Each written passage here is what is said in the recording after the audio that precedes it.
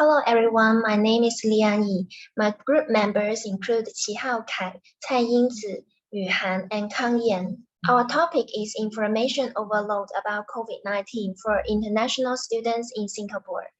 We have two research questions. The first one is, what is the impact of COVID-19 for international students in Singapore? The second research question is, how do international students deal with information overload during COVID-19 in Singapore? The COVID-19 outbreak has greatly affected the information environment and the daily lives of individuals around the world. And information about COVID-19 dominates almost all media channels. During uncertain and critical times, people rely heavily on new media to keep up to date. Information on public health emergencies can make important recommendations to help people understand the disease and prevent infection.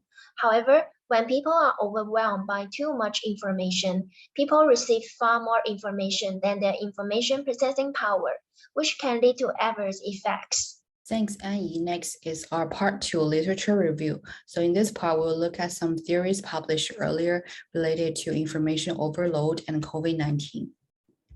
So concerns for too much information to read has been expressed for many centuries and has been made more urgent since the arrival of the digital information tools. Information overload in general can be defined as a situation whereby the volume of information supplied in a given time frame exists an individual's capacity to process information. It also got other names like information overabundance, infobesity, data smog, information pollution, information fatigue, etc. Furthermore, a multi-site study conducted on universities, students, and adults in South Korea and Israel found that online health information overload has potentially negative implications on people's psychological health. Because COVID is a novel disease condition, there's no skill for measuring COVID-19 information overload in the literature. However, some studies do adopted previously established cancer information overload, also known as CIO tool, and apply this tool in the COVID-19 situation, known as COVIO. Other study also found that the overwhelming information about the COVID-19 pandemic also makes it difficult to separate fact from fiction and rumor from deliberate efforts to mislead. People may find it challenging to understand and utilize accurate information from many sources at the same time. In terms of approaches to deal with COVID, Bowden and Robinson has proposed strategies like filtering, withdrawing, queuing, and satisficing. So queuing here means delaying dealing with at least some information to a less busy time. And satisficing means efficiently getting information that, while not necessarily optimal, is good enough for the purpose. And some other measures such as clarifying and earlier information and educational interventions are also proposed by some other studies. That's all for my part. For the method part, this study employs an interview method conducted online via Zoom and WhatsApp, allowing the researchers to learn facts from participants through over conversations and collect data from the main respondents through online interactions. Our study is based on interviews involving a representative sample of 5 participants focused on international students in Singapore. The female-to-male ratio of this sample is 4:1, with the average age being around 25 years. One is from Hong Kong, China. 2 of them are Malay. One is Indian and the others is from Burma. A quarter of the interviewees are from NTU. They have been in Singapore from 3 months to more than 6 years. Our 5 researchers analyzed the data using an analytical strategy with coding and independently coded the transcript line by line. By constantly listing these examples and labeling their activities, concepts, ideas, or any content that was considered to be related to the topic, our researchers reflected on each line in code.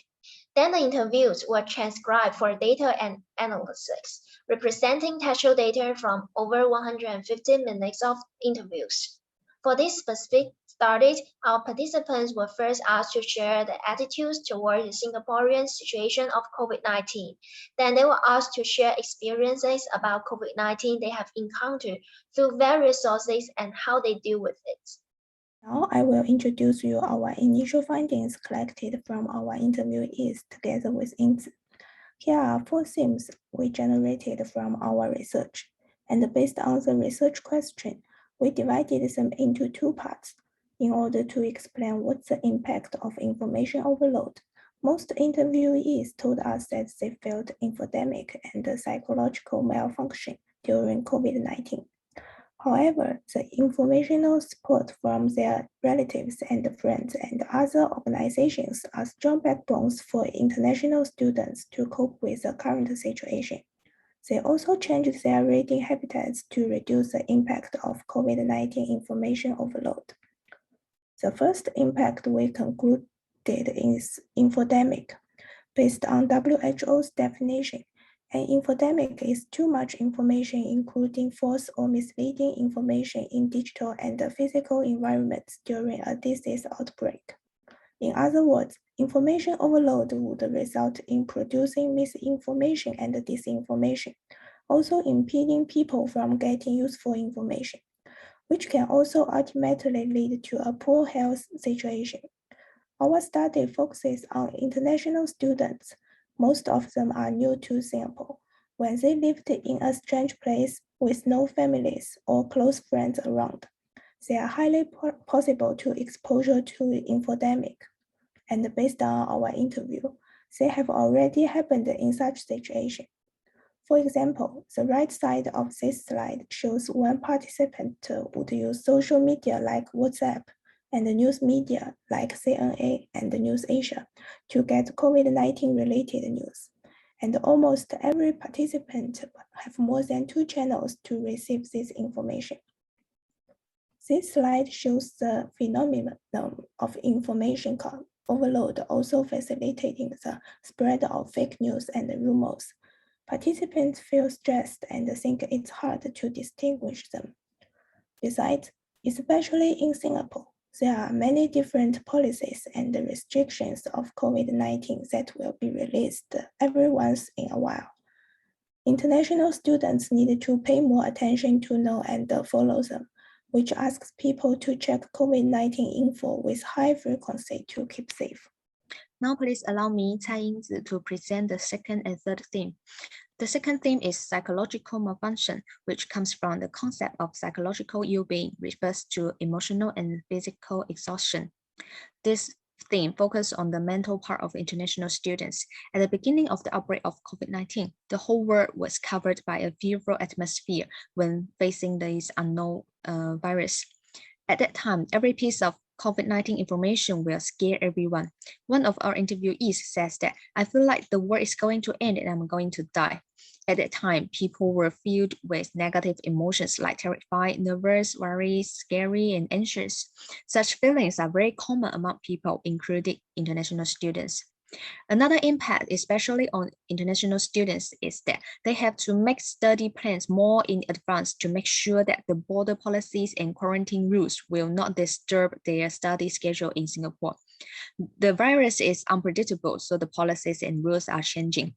Under such conditions, the changing policies really cause information overload that really affect the international students.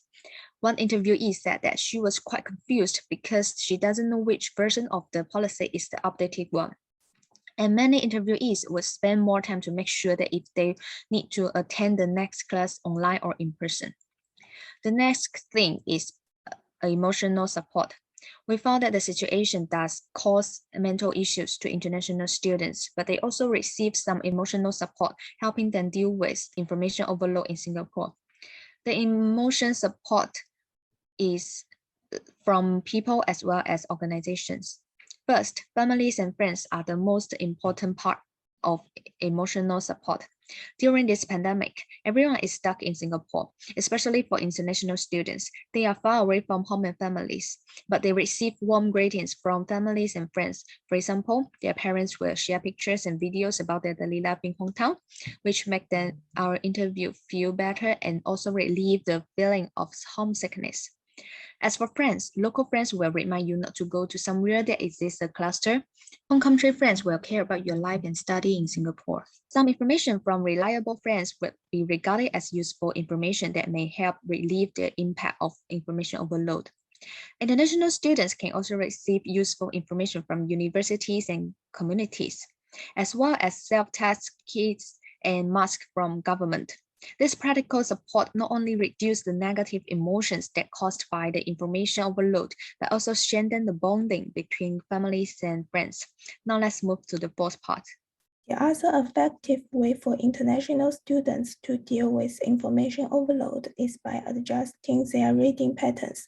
Since international students are more in need of concerning COVID-19 situation, we can change our reading behavior to relieve the influence of information overload. Some participants raised that they tend to not read COVID news in detail and sometimes just read the headlines to comment key information. Other participants also mentioned that they only focused on the news which is highly associated with themselves, like whether they can go out, how is the travel restrictions. To sum up, most participants have used to live with pandemics and tried to their best to prevent themselves from information overload.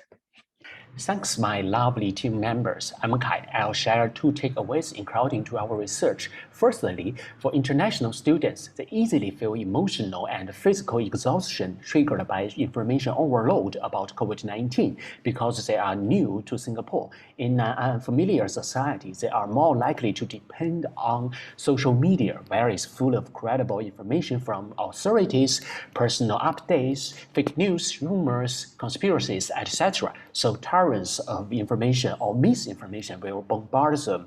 Additionally, Singapore government efficiently implements relevant policies in response to the changing pandemic. Students have to check updated policies constantly through social media, like dining policies, new rules about vaccination, the limitation about the unvaccinated, in order to keep themselves safe.